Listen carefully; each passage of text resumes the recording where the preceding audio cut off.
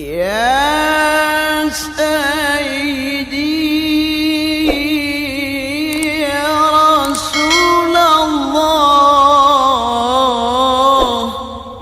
Assalamualaikum warahmatullahi wabarakatuh. Assalamualaikum Bismillah walhamdulillah wassalatu wassalamu ala rasulillah wala hawla wala quwwata illa billah. Wa ba'da, kawan Muafiq Channel yang berbahagia, pada kesempatan ini kami mau bincang-bincang ringan dengan salah satu kiai muda, aktivis sekaligus dosen terbang. Beliau adalah Ustadz Nasiri Abadi. Beliau ini aktif di NU, aktif di MUI, dan juga banyak organisasi yang lain yang tentunya ahli sunnah wal jamaah. Untuk lebih menghemat waktu, kita langsung mulai saja ngobrol kita pada kesempatan kali ini. Assalamualaikum Ustadz. Waalaikumsalam warahmatullahi wabarakatuh, Ustadz. Gimana kabarnya Ustadz? Alhamdulillah. Alhamdulillah. Terima kasih atas kehadirannya Sama-sama. di gubuk kecil saya. Alhamdulillah. Alhamdulillah. Gimana ini? Bisa berkunjung, bisa silaturahim, sekaligus bisa tabarrukan wa ta'alluman wa istifadatan sama beliaunya ini. Mudah-mudahan beliau ini diberikan panjang umur oleh Allah, diberikan kesehatan zahiran wa batinan, rezekinya halal barakah. Saya mengucapkan terima kasih sekali lagi. Iya, sama-sama. Terakhir ketemu kita di radio ya. Di radio, Waktu di Radio Ustadz Yasmara. Taufik mengisi di Radio Yasmara. Iya. Begini Ustadz, kita bincang-bincang sedikit tentang hal-hal yang mungkin timbul tenggelam di Indonesia ini, kadang timbul, kadang tenggelam, masalah akidah atau masalah aliran dan lain sebagainya. Semisal contoh, di Indonesia ini juga banyak tersebar aliran atau paham Syiah. Pada bulan Muharram, khususnya kemarin tanggal 10 Muharram, biasanya dikenal dengan tragedi Karbala. Orang-orang Syiah merayakan 10 Muharram itu dengan cara-cara dalam tanda kutip yang sangat-sangat menyesakkan hati, Betul, itu bisa sangat ironis dan lain sebagainya. bisa disebut dengan hari ratapan. Hari ratapan. Nah, itu yang sangat disayangkan. Kenapa? Karena semestinya Asyura itu hari kemenangan Nabi Musa, hari kemenangan Rasulullah, hari kebahagiaan bagi umat Islam. Ternyata bagi orang Syiah itu hari ratapan dengan mukul kepala sampai melukai. Sampai melukai badan dan lain sebagainya.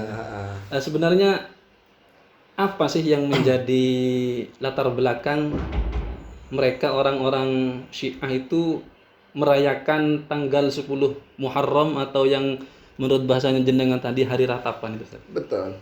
Jadi sebelum masuk ke hari ratapan itu perlu sahabat channel Muafiq ketahui bersama bahwa Syiah itu di dunia jumlahnya lebih dari 200 jenis Syiah.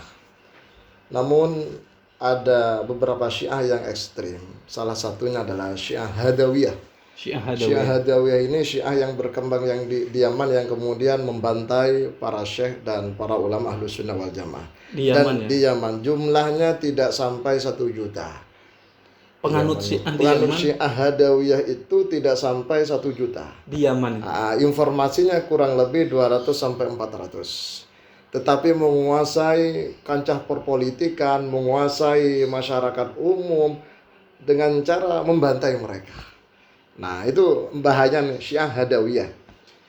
Syiah Hadawiyah ini siapa? Syiah Hadawiyah ini Syiah sempalan dari Syiah Imamiyah.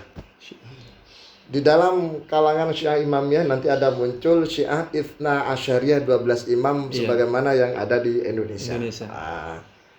Nah, di dalam paham Syiah ini ada paham yang sangat ekstrim dan bertentangan dengan prinsip umum di dalam akidah Islam, khususnya akidah kita semua Ahlus Sunnah wal Jamaah, yaitu tentang rukun iman, Ustaz. Rukun iman. Salah satu rukun iman yang ditambahkan di kalangan Syiah adalah rukun iman pada al-imanu bil imamah, iman terhadap keimaman. Nanti ini yang membedakan nanti dengan Ahlus Sunnah dan dengan Hizbut Tahrir nanti. Nanti kita bahas bagian belakang itu. Jadi masalah imam. Imam itu bagian dari ukur iman. Jadi orang yang tidak mengimani dan tidak meyakini tentang imamah kepemimpinan dalam Syiah, maka imannya tidak sempurna, bahkan tidak disebut dengan orang iman yang sejati. Orang mukmin gitu. Orang mukmin. Satu, itu beda yang membedakan. Yang kedua, orang Syiah itu punya Al-Quran tersendiri. Walaupun ketika dicek atau di cross check ataupun ketika diajak diskusi, tetap mereka menyangkal dengan konsep takiyahnya itu. Konsep takiyahnya. Takiyahnya apa itu? Ya, Al-Quran 30 juz menurut mereka yang beredar sekarang itu palsu. Palsu. Tidak asli. Ya, originalitasnya tidak terjamin. Apa katanya mereka? Alasannya karena nama Ali bin Abi Thalib banyak dibuang dari Al-Quran. Tidak termaktub di Tidak Al-Quran, termaktub ya? dalam Al-Quran. Padahal itu semestinya harus ada Iya. itu. Sehingga dimunculkan Quran versi mereka Al-Kafi itu, yang tebalnya segini itu Al-Kafi itu. Nah, dua. Jadi Al-Qurannya. Kemudian ditanya, kenapa mereka untuk sementara pakai Al-Quran itu? Karena yang Al-Quran yang asli dipegang oleh Imam Mahdi. Imam Mahdi. Menurut paham mereka. Menurut paham mereka. Jadi yang sekarang itu bukan yang asli. Oh, jadi mereka selain Al-Qur'annya beda dengan kita Ahlus Sunnah wal Jamaah, yakni Quran mereka Al-Kafi, tapi mereka tidak memakainya. Tidak memakainya. Tidak memakai. Jadi Al-Kafi itu dijadikan sebagai untuk sementara. Duplikat mungkin. Duplikat. Mungkin bisa dikatakan duplikat atau untuk sementara, panduan untuk sementara. Tetapi ketika mereka bergabung dengan mainstream umat Islam di Indonesia, mereka seakan-akan pegang Al-Quran 30 juz. Nah, itu memang konsep takiyahnya luar biasa. Konsep takiyah. Kemudian yang ketiga, yang membedakan Syiah dengan kita itu adalah terkait dengan sabbus sahabah atau madhus sahabah. Iya. Jadi kalau kita madah memuji sahabat, Memuji kalau sahabat, mereka mencaci maki sahabat. sahabat. Membulilah bahasa sekarang Betul. Ustaz. Ketika kita mendengar sahabat Abu Bakar radhiyallahu an. Kalau kita Ahlus Sunnah wal Jamaah. Umar bin Khattab radhiyallahu an. Kalau mereka enggak, laknatullah an. Ketika Abu Bakar, Umar, Utsman disebut laknatullah alaihim. Laknatullah alaihim. Radhiyallahu. Makanya ini cerita khusus antum ya. Ketika Khomeini, Ayatullah Khomeini datang ke Madinah, di Iran, datang ke Madinah, kemudian oleh Raja Arab Saudi waktu itu diperbolehkan untuk masuk ke Raudhah, ke makam Rasulullah. Ketika ziarah ke makam Rasulullah, Ayatullah Khomeini ini meludah ke makamnya Abu Bakar dan Umar. Orang lain banyak kaget, dan yang nggak terima waktu itu Syekh Hudayfi, Imam Masjid Nabawi. Langsung surbannya dibuka untuk diusap. Dilap bekas ludahnya Ayatullah Khomeini itu di makamnya. Yang kemudian menjadikan Ayatullah Khomeini Syekh Hudayfi semacam diberhentikan jadi imam selama 2 tahun. Karena menyinggung perasaannya. Diistirahatkan. Padahal itu demi apa istilahnya? Memuliakan. Bahkan Khomeini sendiri yang melukai perasaan umat Islam secara umum. Sampai segitunya. Orang-orang Syiah benci atau sabbus sahabah itu sampai segitunya. Betul. Jadi mereka hanya mengakui Ali, kemudian Utsman, tapi yang Ali bin Abi Thalib, kemudian Al Hasan, Al Husain, seakan sahabat yang lain tidak ada. Tidak ada. Yang paling ekstrim lagi, lebih dari itu, Syiah punya keyakinan, walaupun ini Syiah Sabaiyah, punya keyakinan bahwa malaikat Jibril itu salah kamar. Salah transfer. Semestinya malaikat Jibril itu datang menemui Ali bin Abi Thalib untuk memberikan wahyu, tapi salah alamat itu. Hanya diberikan Rasulullah. Sehingga yang benar itu nabinya itu Ali, Sayyidina Ali, bukan Nabi Muhammad. Ini banyak diyakini oleh Syiah Sabaiyah. Dan seterusnya. Itu beberapa hal. Iya. Itu sedikit tentang Syiah, Ustadz. Kalau saya bisa menyimpulkan, mudah-mudahan tidak salah sih kesimpulan saya. Apa yang disampaikan jenengan barusan narasinya itu seakan-akan bisa kita tarik kesimpulan bahwa Syiah ini salah memahami syariat. Ya, salah atau bisa kawan kita bisa dikatakan bodoh. Ada yang lebih ekstrim, kalau saya lebih suka menggunakan bahasa Syiah banyak manipulasi dalam memahami teks nas. Contoh, jadi kalau dalam Al-Bukhari Al-Bukhari itu ada penjelasan bahwa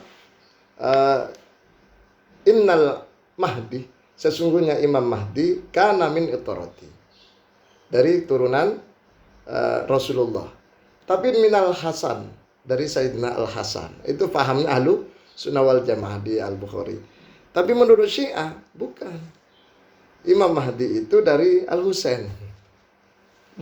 Kenapa mereka lebih cenderung pada Al-Husain? Karena Al-Husain lah yang dibantai pada 10 Muharram di padang Karbala oleh tentara Yazid.